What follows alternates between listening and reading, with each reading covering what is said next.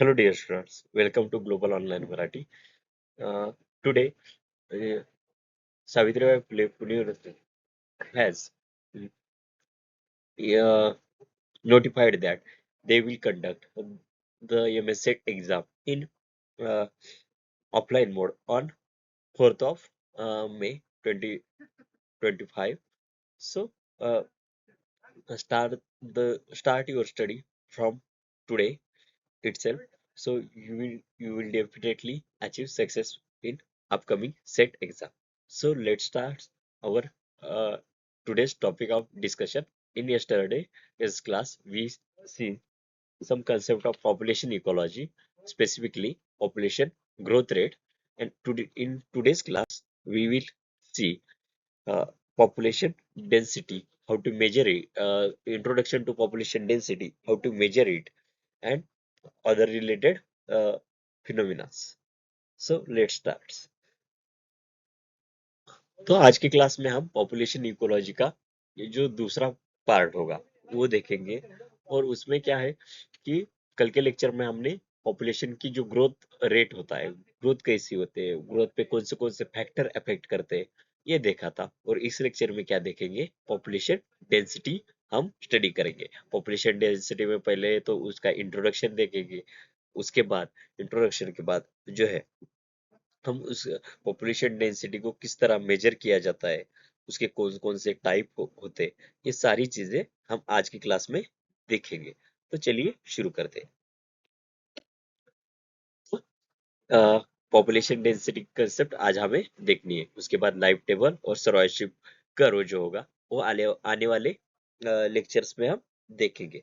तो पहले तो हमें ये लेना चाहिए कि पॉपुलेशन डेंसिटी क्या होता है। Population density is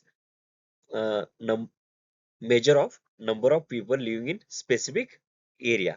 It is measure of number of individuals living in specific area, and it typically expressed as individual per square kilometer or per square mile.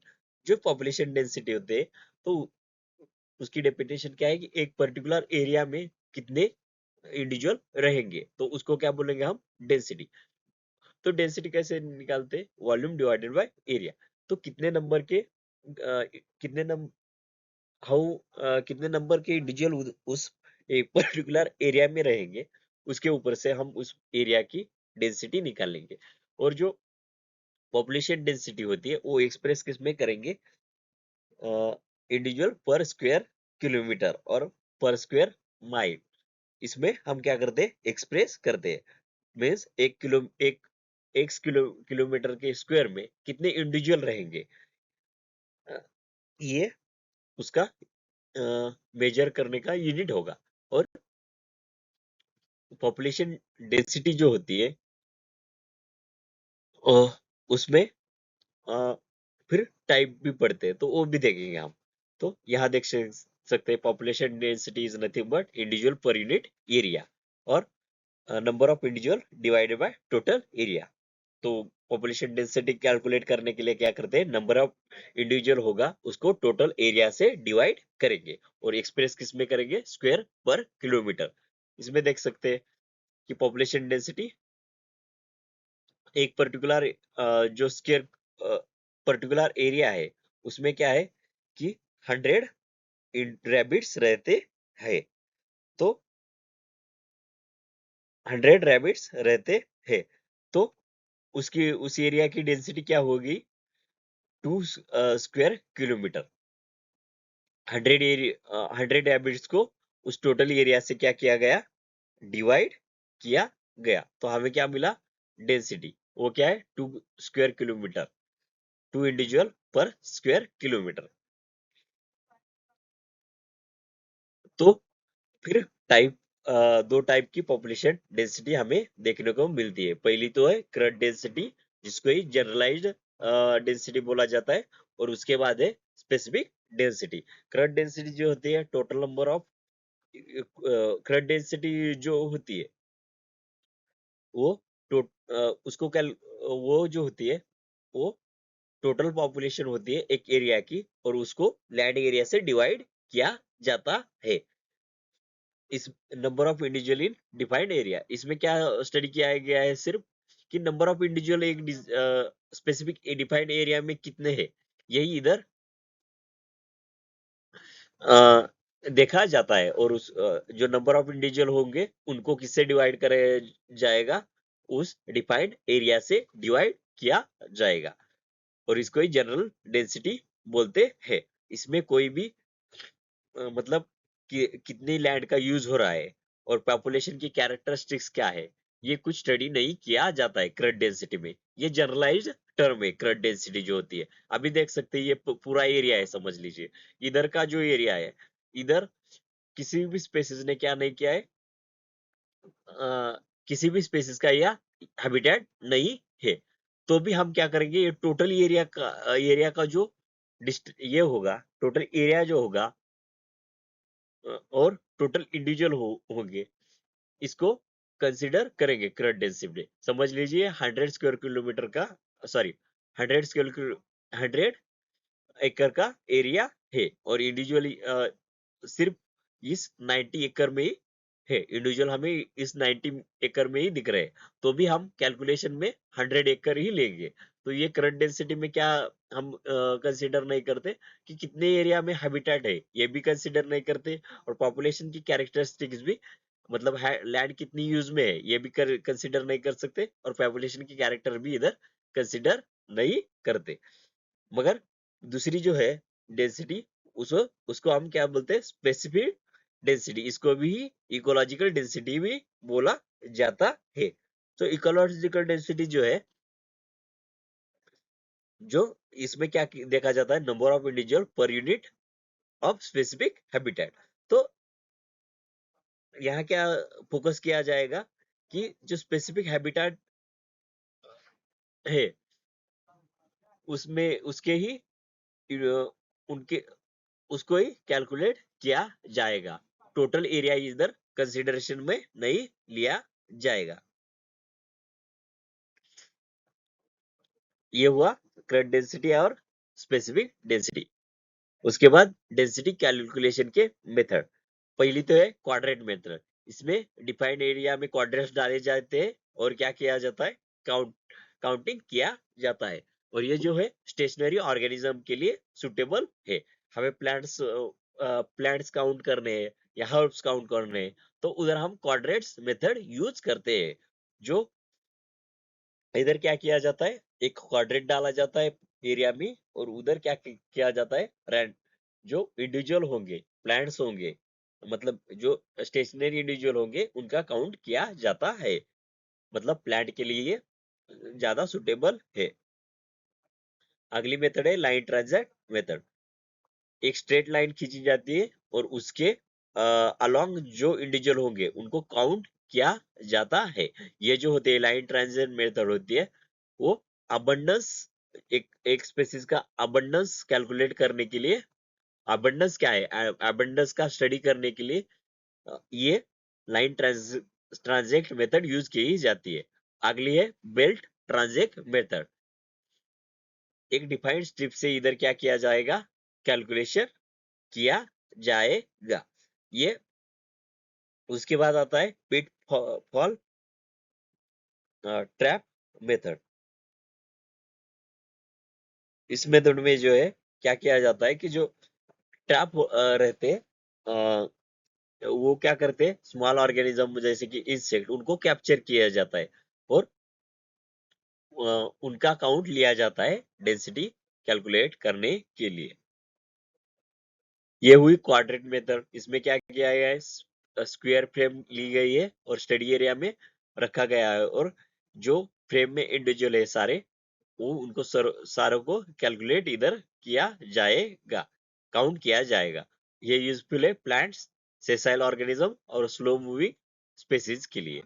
उसके बाद है लाइन बेल्ट ट्रांजेक्ट मेथड। इसमें line और path खींचा जाएगा और उसमें क्या किया जाएगा कि इंडिविजुअल काउंट किए जाएंगे। उसके बाद ये जो मेथड होती है हाई मोबिलिटी, जिनमें जिन स्पेसिस में देखी जाती है उनके लिए काउंट की जाएगी। उसके बाद है पिटफॉल ट्रैप्स। ये जो ट्रैप्स है वो किसके लिए यूज किए जाएंगे? गाँव ग्राउंड में बरीड हो गए ये ट्रैप्स, और ये ट्रैप्स जो होंगे इंसेक्ट इंसेक्ट कैप्चर करने के लिए, या छोटे जो ऑर्गेनिज्म है उनको कैप्चर करने के लिए, उनसी उनकी डेंसिटी मेजर करने के लिए क्या किया जाएगा? यूजफुल होगा। उसके बाद अगला है मार्क कैप्चर रिकैप्चर मेथड। तो mark capture and recapture method, इसके नाम में ही ये मेथड है। तो मार्क कैप्चर रिकैप्चर मेथड में क्या है कि पहले तो इंडिविजुअल को क्या किया जाता है, इंडिविजुअल को कैप्चर किया जाएगा, उसके बाद मार्क किया जाएगा, और उसके बाद फिर रिकैप्चर किया जाएगा, और डेंसिटी, इस तीनों जो तीन फेजेस है इनके ऊपर से डेंसिटी निकाली जाएगी। तो यहाँ स्टेप बाय स्टेप देखेंगे हम। पहले तो ये इधर क्या किया गया है, एक पॉपुलेशन से सैंपल कैप्चर किए गए हैं, और वो जो इंडिविजुअल है उनको क्या किया गया है, क्या मार्क किया गया है। पहले तो क्या किया, सैंपल क्या कर इंडिविजुअल को क्या किया कर लिया है, कैप्चर कर लिया है। उनके बाद उस जो इंडिविजुअल होंगे उनको क्या किया गया है, सैंपल में जो सैंपल जो कलेक्ट किया है उनमें जो इंडिविजुअल है उनको क्या किया है, मार्क किया है हमने। उनको टैग भी कर सकते हैं या मार्क भी कर सकते हैं। और ये जो है फिर जो मार्क मार्क्ड इंडिविजुअल होंगे बैक पॉपुलेशन में जहां से कलेक्ट किए गए हैं वही रिलीज कर दिए जाएंगे, और उनको रैंडमली मिक्स होने के लिए टाइम दिया जाएगा। मतलब यहाँ क्या किया गया है, पहले कैप्चर किया, उनको मार्क किया, और उसके बाद जो मार्क इंडिविजुअल है उनको क्या किया, पॉपुलेशन में रिलीज कर दिया, और अ, वो जो इंडिविजुअल होंगे वो पॉपुलेशन में रैंडमली डिस्पर्स हो, इसका भी हम ख्याल लेंगे। उसके बाद सेकंड सैंपल लेंगे। सेकंड सैंपल में पॉपुलेशन में जो इंडिविजुअल होंगे उनको कैप्चर किया जाएगा फिर से, और वो, वो कैप्चर किए गए इंडिविजुअल्स में क्या किया जाएगा कि जो मार्क इंडिविजुअल है सेकंड सैंपल में वो मेजर किए जाएंगे। तो पहले तो क्या सेकंड सैंपल में क्या किया हमने, रैंडमली क्या किया है, इंडिविजुअल कैप्चर किए हैं उसी सेम पॉपुलेशन से जहां हमने मार्क इंडिविजुअल छोड़े थे। अभी मार्क इंडिविजुअल उस पॉपुलेशन में छोड़े थे, इसलिए वहां क्या होगा कि हम जब सेकंड सैंपल कलेक्ट करेंगे तब क्या होगा कि हमें कुछ इंडिविजुअल जो होंगे मार्क्ड भी मिलेंगे और कुछ अनमार्क्ड भी इंडिविजुअल मिलेंगे। दोनों तरह के इंडिविजुअल मिलेंगे, क्योंकि हमने मार्क्ड इंडिविजुअल भी पॉपुलेशन में छोड़े थे और वो पॉपुलेशन के साथ रैंडमली मिक्सअप हो गए हैं। तो सेकंड सैंपल जब लेंगे उसमें हमें दोनों इंडिविजुअल मिलेंगे। अभी इसमें क्या करेंगे, count the number of marked individual in second sample. तो मार्क्ड इंडिविजुअल जितने होंगे उनको काउंट किया जाएगा। अभी पॉपुलेशन हमें इस डेटा से क्या करनी होगी, कैलकुलेट करनी होगी। मार्केट इंडिविजुअल भी सेकंड सैंपल में हमने क्या किया है, काउंट किए हैं, अनमार्क्ड भी कितने काउंट किए। तो अभी इधर हमें फॉर्मूला यूज करना है पॉपुलेशन साइज निकालने के लिए। इधर क्या एन जो है पॉपुलेशन साइज होगा, उसके बाद एम जो होगा वो नंबर ऑफ मार्क्ड इंडिविजुअल होगा पॉपुलेशन में जो सेकंड सैंपल में मिले होंगे हमें, और आर जो होगा number of marked sorry M जो होगा नंबर ऑफ मार्क्ड इंडिविजुअल होगा फर्स्ट सैंपल में। उसके बाद यस जो होगा total number of individual second sample में कलेक्ट किए होंगे, और आर जो होगा number of marked individual in recaptured population. तो सिंपल है कि पहला तो क्या है, एन जो है वो पॉपुलेशन साइज होगी, एम जो है मार्क्ड इंडिविजुअल है, मगर मार्क्ड इंडिविजुअल कौन से है, जो हमने पहली बार रिलीज करने से पहले किए थे, पहले स्टेप में जो मार्क इंडिविजुअल किए थे वो नंबर क्या होगा, एम होगा। अ, उसके बाद अ, उसके बाद जो है यस है, यस जो होगा वो क्या है कि टोटल, यस जो है जो है total number of captured in second sample में कितने कैप्चर किए वो यस होगा। उसके बाद आर जो है रिकैप्चर करने के बाद सेकंड पॉपुलेशन में कितने इंडिविजुअल हमें मार्क्ड मिले वो होगा। यम जो हो, इधर डिफरेंस सिर्फ समझ लेना है। यम जो होगा फर्स्ट पॉपुलेशन में जो मार्क्ड होंगे वो होगा, और आर जो होगा सेकंड पॉपुलेशन में मार्क्ड होंगे वो होगा, और यस जो होगा यस का सेकंड सैंपल का नंबर यस होगा। तो ये जब हम कैलकुलेट करेंगे तब क्या मिलेगा हमें, उस पॉपुलेशन की साइज मिलेगी। एक एग्जांपल दे के बताता हूं आपको। समझ लीजिए पॉपुलेशन साइज हमें कैलकुलेट करनी है। पहले बार में हमने क्या किया, 50 इंडिविजुअल को कैप्चर किया और उन 50 को क्या किया, मार्क किया। हाँ, और पॉपुलेशन में रैंडमली डिस्ट्रीब्यूट होने के लिए छोड़ दिया। 50 इंडिविजुअल को हमने क्या किया था, मार्क किया था, और पॉपुलेशन में रैंडमली डिस्ट्रीब्यूट होने के लिए हमने क्या किया था, छोड़ दिया था। उसके बाद जो यस होगा, सेकंड पॉपुलेशन सेकंड कैप्चर में क्या किया है हमने, हमने 100 इंडिविजुअल्स कैप्चर किए हैं, और 100 इंडिविजुअल्स में सिर्फ 10 इंडिविजुअल ही है हमें जो मिले हैं जो कि मार्क्ड है। तो इसमें जो आर होगा क्या होगा, 10 होगा। तो जब कैलकुलेशन करेंगे 50 जो होगा, क्या पहले सैंपल में जो मार्क होंगे वो 50 है, दूसरे सैंपल में हमने जो कैप्चर किए है इंडिविजुअल वो 100 है, और उसके बाद वो 100 में से सिर्फ 10 ही हमें मार्क इंडिविजुअल मिले हैं। इसका कैलकुलेशन किया हमने तो क्या मिलेगा हमें, 500 ये पॉपुलेशन साइज मिलेगी। ऐसे एग्जाम्पल हमें एग्जाम में देखने को मिल मिल सकते हैं, ऐसे क्वेश्चन। उसके बाद इन ये जो फार्मूला है, ये जो मार्क कैप्चर रिकैप्चर टेक्निक है, मेथड है, इसके लिए भी कुछ एजम्पशन हमें फॉलो करने पड़ते हैं। ये एजम्पशन फॉलो नहीं हुए तो जो पॉपुलेशन नंबर है वो हमें करेक्टली नहीं मिलेगा। तो टैगिंग जो है वो जो इंडिविजुअल है उसके बिहेवियर पे कोई भी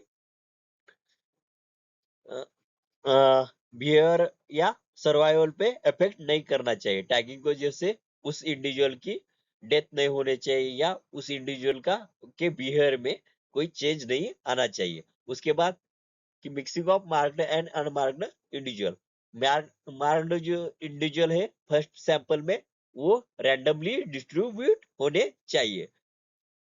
मतलब ऐसा नहीं होना चाहिए कि हमने डायरेक्टली क्या कर दिया, मतलब वो डिस्ट्रीब्यूशन के लिए टाइम मिलना चाहिए।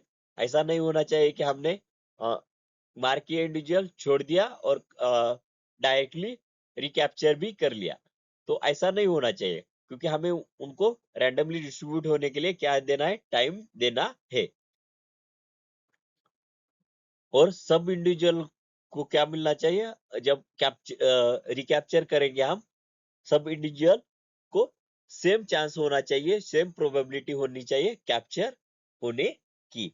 ऐसा नहीं होना चाहिए कि एक जगह गए हम, उधर से ही सैंपल कलेक्ट कर लिए। तो हमें उस पूरी पॉपुलेशन में से सैंपल रैंडमली कलेक्ट करने होंगे। और इसके बाद नो माइग्रेशन, मतलब कोई भी इंडिविजुअल उस पॉपुलेशन में नहीं आना चाहिए नया, या इंडिविजुअल बाहर नहीं जाना चाहिए। ये चार फैक्टर में से कौन सा भी फैक्टर फॉलो नहीं हुआ तो भी हमें पॉपुलेशन साइज जो है वो प्रॉपर नहीं मिलेगी। जो पॉपुलेशन एस्टिमेटेड पॉपुलेशन साइज है वो कैलकुलेट प्रॉपरली नहीं होगी। ये चार ही ऑब्जर्वेशन हमें पॉपुलेशन